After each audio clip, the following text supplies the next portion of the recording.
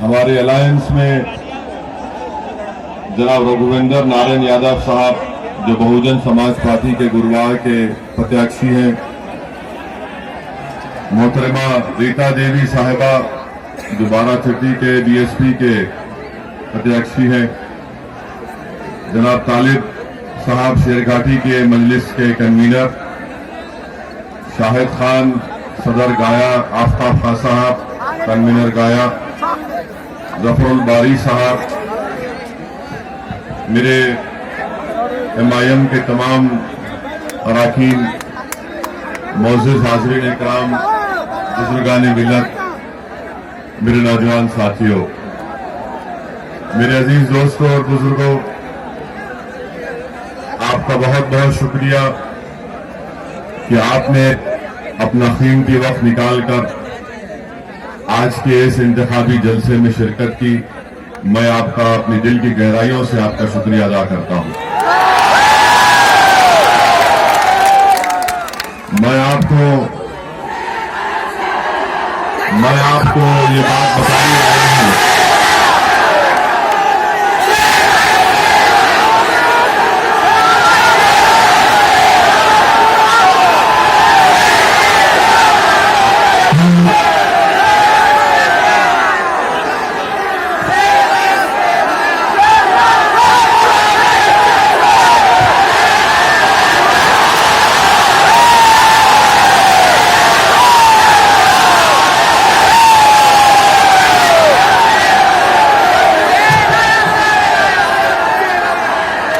मेरे आपसे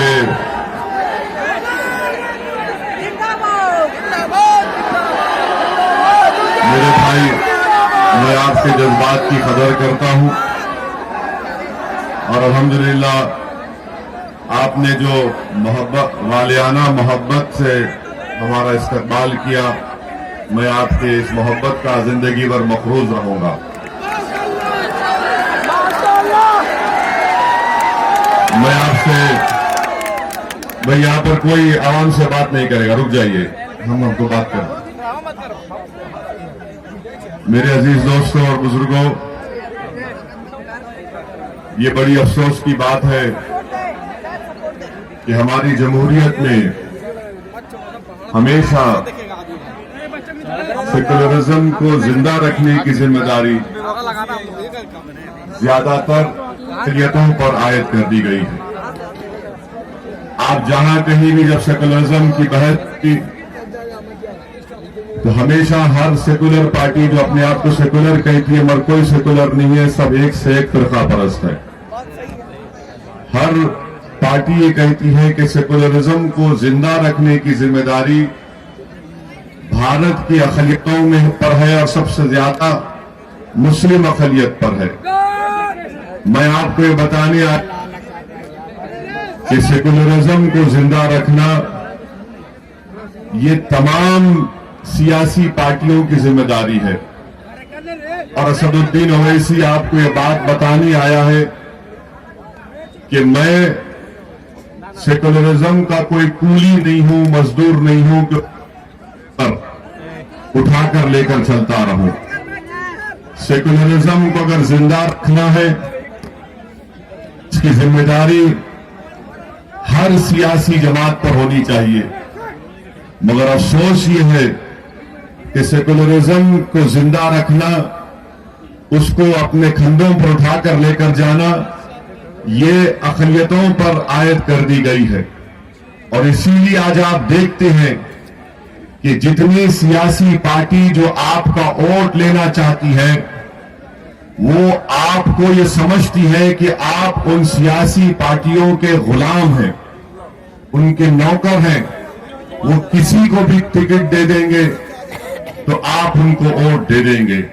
मैं आपको ये पैगाम देने आया हूं, मेरी सियासी लड़ाई का मकसद एक ही है कि हम इस दुनिया में अगर आए हैं तो अल्लाह के फजल करम से आए हैं।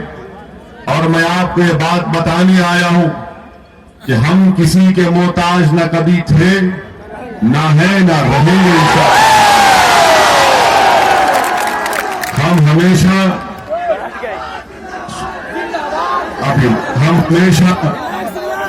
अल्हम्दुलिल्लाह रब्बे कायनात के मोहताज हैं और रहेंगे इंशाअल्लाह ताला। और यही बात आपको आज के इस जलसे से ये पैगाम लेकर जाना है कि आप किसी के मोहताज नहीं है, हर सियासी पार्टी आपकी मोहताज है और हम बना के रहेंगे इंशाअल्लाह।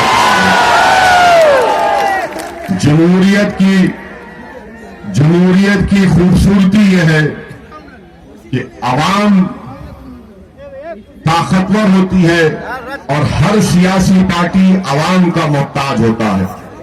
मगर यहां पर उल्टा खेल हो रहा है, यहां पर उल्टा खेल हो रहा है और हर सियासी पार्टी ये समझ रही है कि अक़लियतें कहां जाएंगी हमको छोड़कर। अक़लियतें हमारे मोहताज हैं, अक़लियत हमारे घर के गुलाम हैं, हमारे घर के नौकर हैं। अक़लियतों की जान और उनके इबादत गाहों की हिफाजत कौन करेगा अगर तुम हमको वोट नहीं दोगे। मैं आपको बड़े साफ और वाज़ेह अल्फाज में कह रहा हूं कि जिस किसी ने हमको पिछले 50 साल से कहा कि तुम्हारी जान की हिफाजत, तुम्हारी इबादत गाह की हिफाजत, तुम्हारे कल्चर की हिफाजत, जितने भी वादे किए गए थे इन्होंने ही हमारे पीठ में खंजर घोंपा और हमको तबाह और बर्बादी के दहाने पर लाकर खड़ा कर दिए। ये आज ये बात आपको साफ तौर से समझना है। मैं ये बात इसलिए कह रहा हूं क्योंकि अगर आप बिहार में मुस्लिम अक़लियत या दलित का पोजीशन देखेंगे तो इसका जिम्मेदार कौन है। 30 साल से आपने 15 साल आपने एक परिवार को वोट दिया, 15 साल आपने नीतीश कुमार और बीजेपी को वोट दिया। 30 साल में आखिर हासिल हुआ। मैं आज के इस शेरगाठी के शेरों के सामने बीच में खड़ा ये बात कहना चाहता हूं कि मैं ये जो बात कर रहा हूं बिहार के